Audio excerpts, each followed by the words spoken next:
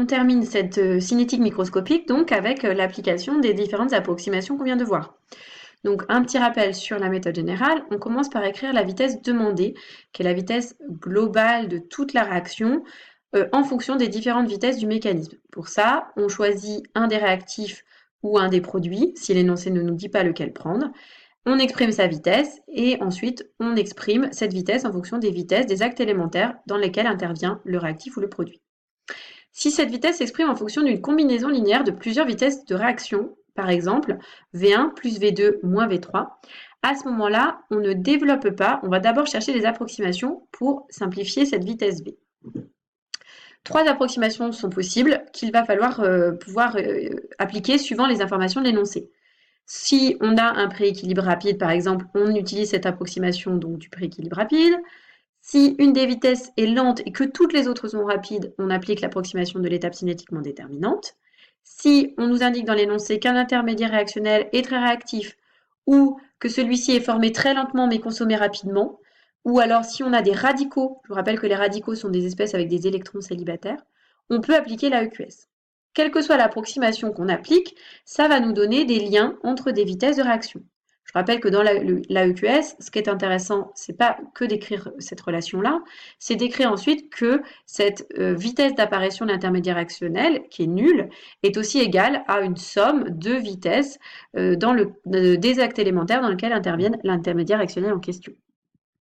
Donc imaginons qu'on ait une vitesse de réaction qui s'écrive V1 plus V2 moins V3, qu'on peut faire par exemple l'approximation des prééquilibres rapides qui nous donne V1 égale V2.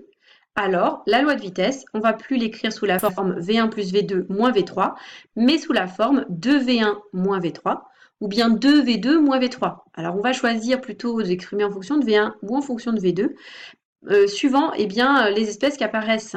Parce que ce qui est intéressant, ce que nous on recherche, c'est d'éliminer un maximum les intermédiaires réactionnels dans cette loi de vitesse.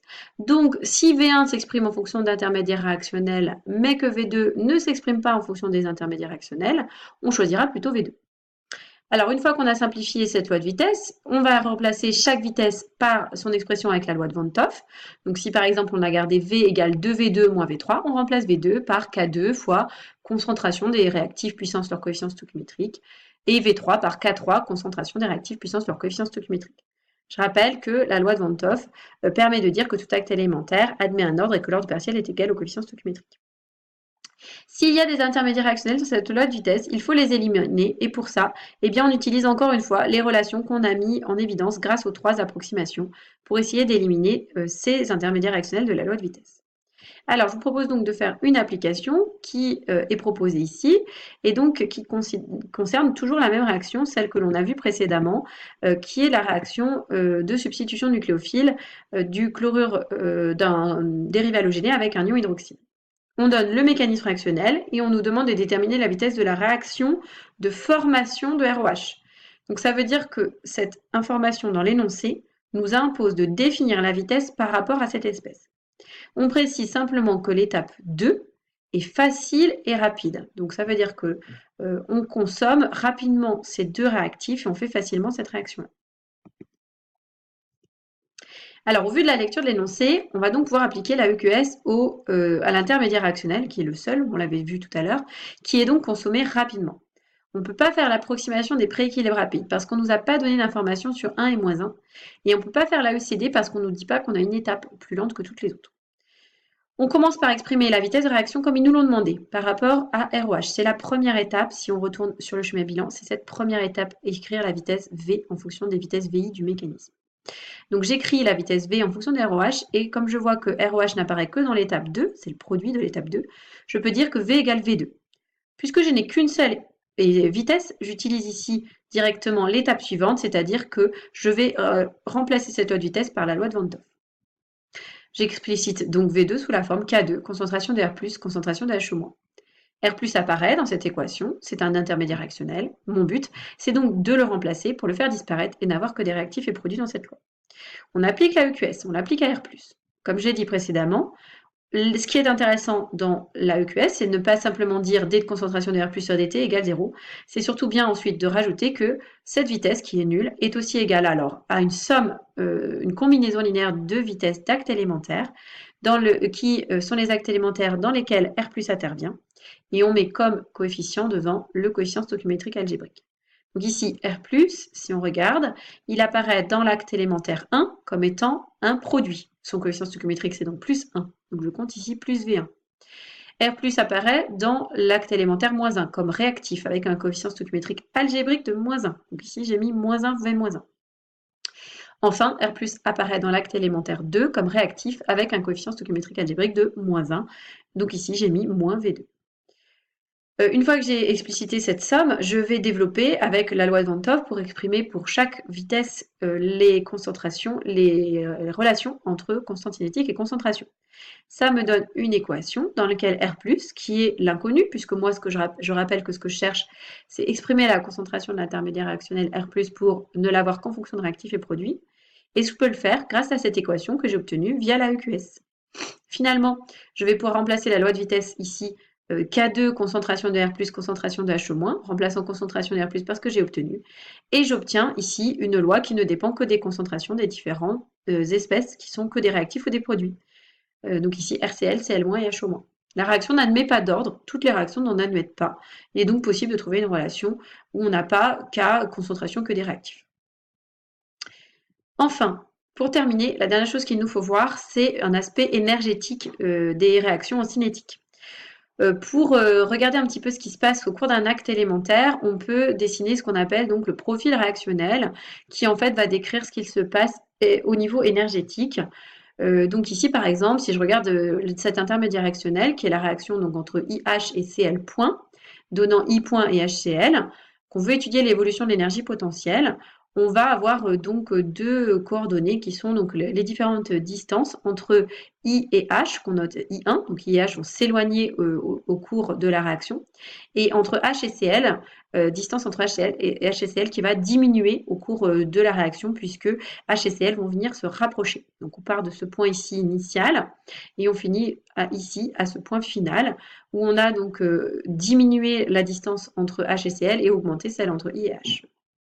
On obtient donc, puisqu'on a deux coordonnées de distance et une coordonnée d'énergie potentielle, une surface en 3 dimensions. Comme c'est difficile d'exploiter cette surface, on simplifie notre travail en travaillant en 2 dimensions à l'aide de la coordonnée de réaction. Donc, la coordonnée de réaction, c'est l'abscisse curviligne sur le chemin réactionnel du point P représentatif de l'énergie potentielle du système au cours de la réaction. Donc, le chemin réactionnel, c'est le chemin ici en 3 dimensions qui est suivi par la réaction. Globalement, la réaction, elle va toujours suivre le chemin le moins coûteux en énergie, c'est tout à fait logique. Pour aller du point I au point F, le mieux, c'est de passer par le col, ici col du complexe activé, qui est en fait le moins haut en énergie. Si on passait par cet état-là, ça nous serait plus coûteux en énergie, de même si on passait par cet état ici. Donc on passe par le chemin qui coûte le moins d'énergie, ce qui est tout à fait logique. Alors en 2 dimensions, on obtient quelque chose de ce type, avec ici donc les réactifs, ici, les produits, donc ils ne sont pas au même état énergétique. Généralement, les produits sont plus stables que les réactifs, mais ça peut être l'inverse. Et ici, au niveau du maximum de cette courbe d'énergie potentielle, ce qu'on va appeler l'état de transition ou complexe activé. Il s'agit donc d'un arrangement spatial des atomes au cours de la réaction à l'état microscopique qui correspond à un maximum d'énergie et donc de durée de vie infiniment petite et donc non isolable.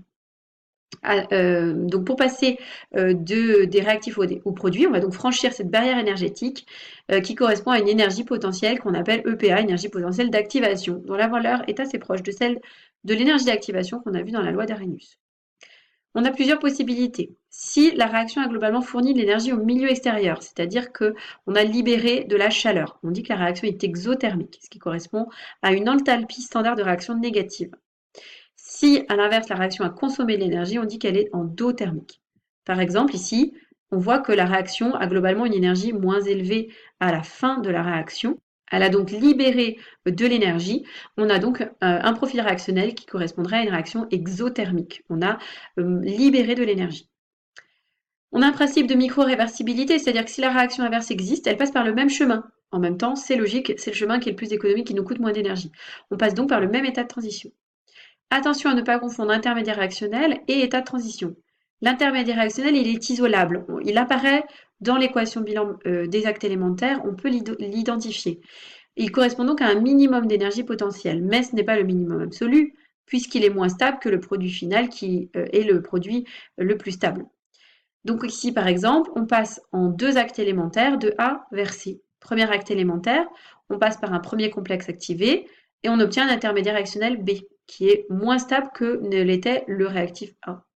Ensuite, on va passer par un deuxième acte élémentaire moins coûteux en énergie jusqu'au produit C qui, lui, est plus stable que le réactif A. Il faut donc bien distinguer complexe activé et intermédiaire réactionnel. Alors cependant, lorsque les réactions élémentaires sont suffisamment endo-énergétiques, donc par exemple ici comme l'acte élémentaire allant de A vers B, où on voit que finalement on a un état B qui est plus haut en énergie que l'état A, on peut supposer que l'état de transition a une structure proche de celle de l'intermédiaire réactionnel. C'est ce qu'on appelle le postulat de Hammond. À ce moment-là, on peut donc supposer que le complexe activé ici a une structure très proche de l'intermédiaire réactionnel B, ce qui nous permet ensuite de mieux comprendre les réactions, notamment en chimie organique.